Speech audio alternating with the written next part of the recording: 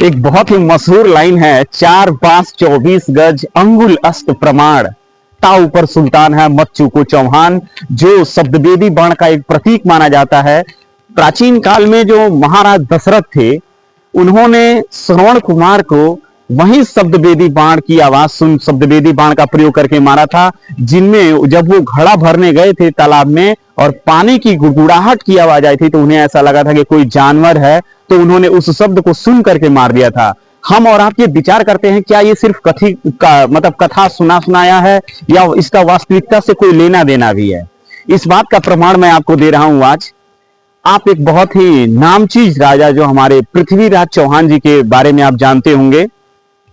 पृथ्वीराज चौहान जो है कि अजमेर और दिल्ली के भी शासक रहे हुए हैं, ठीक है। उनका मोहम्मद गोरी से बहुत बार युद्ध हुआ। आप सुने भी होंगे कि 17 बार मोहम्मद गोरी पृथ्वीराज चौहान से हारा था, लेकिन तराइन का एक युद्ध हुआ जिसमें मोहम्मद गोरी ने पृथ्वीराज चौहान को बंदी बना लिया और बंदी बना करके लेकर के अपने गजनवी, एक राज्य था गजनी, वहां पे लेके चला गया और उन्हें उनकी दोनों आंखें फोड़ दिया और वो अंधे हो गए। लेकिन कहा जाता है कि अश्वत्थामा से पृथ्वीराज चौहान ने शब्दवेदी बाण की कला को सीखा हुआ था। शब्दवेदी बाण, मैं बार बार बता रहा हूं कि वो कला होती है जहां पे व्यक्ति सिर्फ साउंड सुनता है और फिर टारगेट को भेज देता है। पृथ्वीराज चौहान की आंखें फोड़ दी गई थी, वो बहुत ही पीड़ा में थे और वो जेल के अंदर अपने आप में घुटन महसूस कर रहे थे कि जिस मोहम्मद गोरी को मैंने 17 बार हराया था, वो किस तरीके से आज हमें इस जेल में बंदी बनाया था। उनका एक मित्र था जिसका नाम था चंद्रबरदाई। वो एक बहुत ही अच्छा कवि था।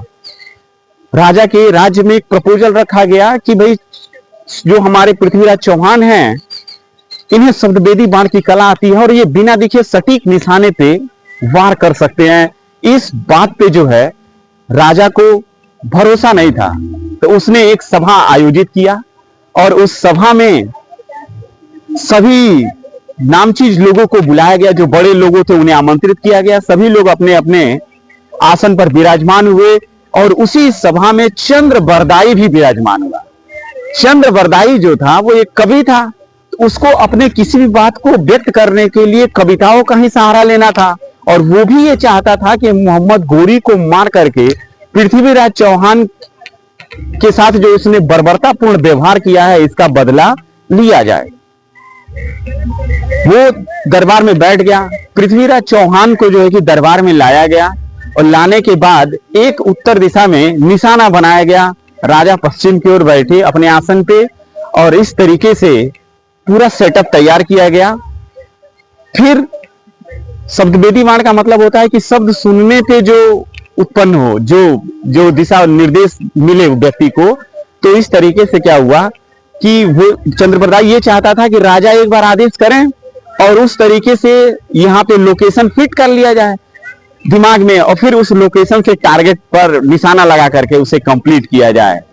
फिर क्या था, जब पृथ्वीराज चौहान आ गए राज दरबार में और निशाना का जो एम लक्ष्य था उसे साध लिया उन्होंने तीर कमान पे। उसी समय चंद्रबरदाई एक कविता बोला और वो कविता ये था, 4 बांस 24 गज अंगुल अष्ट प्रमाण और ता ऊपर सुल्तान है मत चूको चौहान। यानी कि 4 बांस, एक बांस की जो लेंथ होती है उसका 4 गुना, 4 से मल्टीप्लाई कर लीजिए, 4 बांस 24 गज अंगुल अष्ट प्रमाण, 4 बांस उसके बाद 24 गज फिर 8 उंगली, अंगुल अष्ट प्रमाण, ता ऊपर सुल्तान है, मतलब उसके ऊपर सुल्तान यानी राजा बैठा हुआ है। चौहान, इस बार चूकने की जरूरत नहीं है। तुरंत ही पृथ्वीराज चौहान ने अपने तीर कमान को राजा के सामने किया और क्या एक ही बार में जब ही राजा ने कहा, चंद्रबरदाई ने कहा कि महाराज अब आज्ञा करिए, उन्होंने आज्ञा किया और कहा कि आज्ञा है। तुरंत उन्होंने तीर मारा और वो चंद्रगुप्त मौर्य जो हमारा मोहम्मद गजनी था, पृथ्वीराज चौहान ने सीधा सीधा गर्दन के आर पार कर दिया तीर और इस तरीके से मोहम्मद गजनी मारा गया।